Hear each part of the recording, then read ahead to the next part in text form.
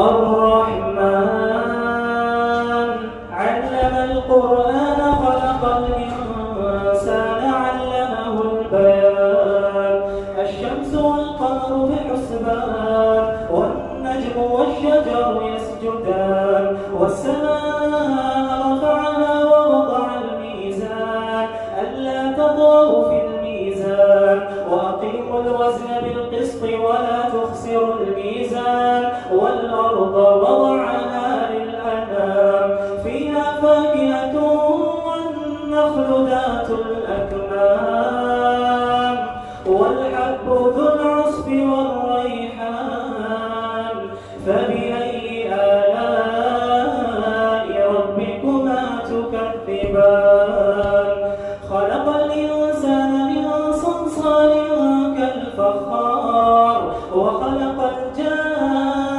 الجان من مارج من نار فبأي آلاء ربكما تكذبان رب المشرقين ورب المغربين فبأي آلاء ربكما تكذبان مرج البحرين يلتقيان بينهما برزخ لا يبغيان فبأي آلاء ربكما تكذبان يخرج منهما اللؤلؤ والمرجان فبأي آلاء ربكما تكذبان وله الجوار المنشآت في البحر كالأعلام فبأي آلاء ربكما تكذبان كل من عليها فان ويبقى وجه ربك ذو الجلال والإكرام فبأي آلاء ربكما تكذبان يسأله من في السماوات والأرض كل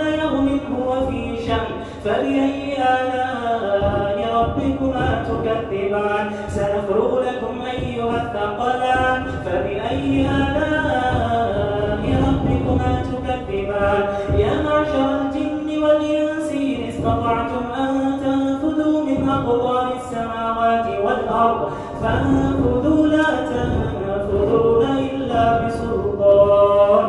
فبأي آلاء ربكما تكذبان يرسل عليكما شواظ من نار ونحاس فلا تنتصران فبأي آلاء ربكما تكذبان فإذا انشقت السماء فكانت وردة كالدهان فبأي آلاء ربكما تكذبان فيومئذ لا يسأل عن ذنبه إنس ولا جان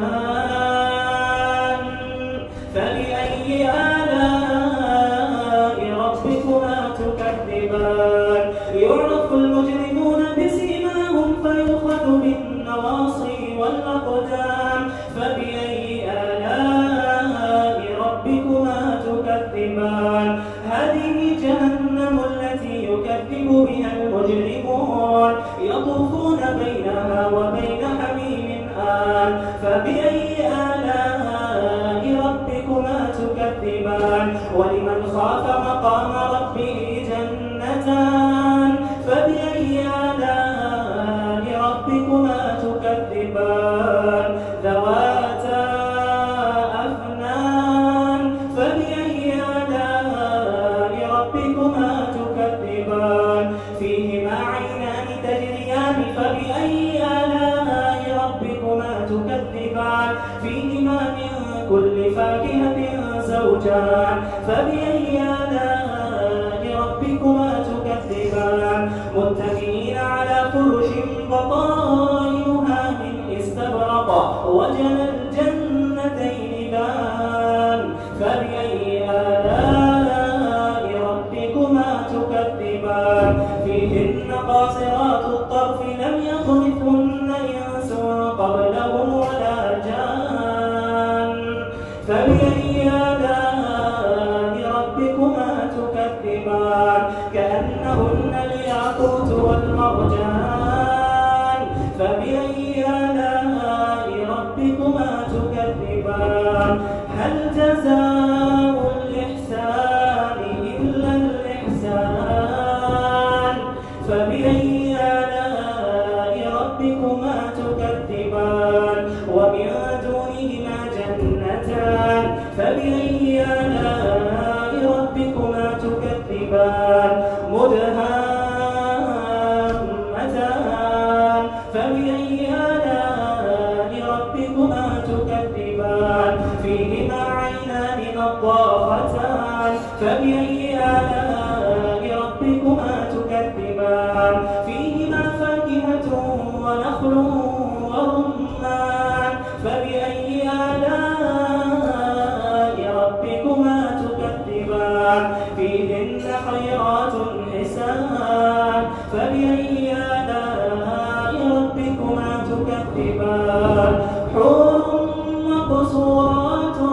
في الخيام فبأي آلاء ربكما تكذبان لم يطمثهن إنس قبلهم ولا جان